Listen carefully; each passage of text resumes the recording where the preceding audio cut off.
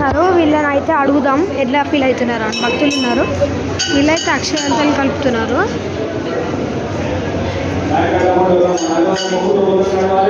అడుగుదాం, ఈ ఆంటీని అయితే అడుగుదాం. మీరు గుడికి వచ్చినట్టు ఎలా ఫీల్ అవుతున్నారు? చాలా హ్యాపీగా ఫీల్ అవుతున్నాము, కానీ వచ్చాక ప్రశాంతంగా అనిపిస్తుంది. 16 ప్రదక్షిణాలు చేస్తున్నాం, 3 శుక్రవారాలు అనుకున్నాం, 3 శుక్రవారాలు ఈ రోజుతో పూర్తయింది. మాకు తెలిసిన వాళ్ళు పొడిగిలు వేసుకుంటున్నారు, పని అయిందని. అంటే ఇక్కడ మొక్కుకుండా అనుకున్నది జరుగుతుందా? కొన్ని కంపల్సరిగా అనుకునేది అవుతుంది. గుడి హిస్టరీ ఏంటో మీకు తెలుసా? హిస్టరీ అయితే నాకు తెలియదు, కానీ నేను కొత్తగా విని 1 నెల అవుతోంది.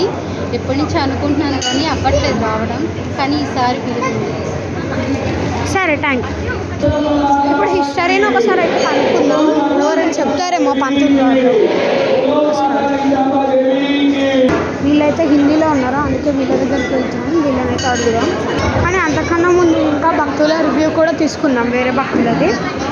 మీరు ఈ గుడికి వచ్చినందుకు ఎట్లా ఫీల్ అవుతున్నారు? చాలా సంతోషంగా ఉంది. సరే.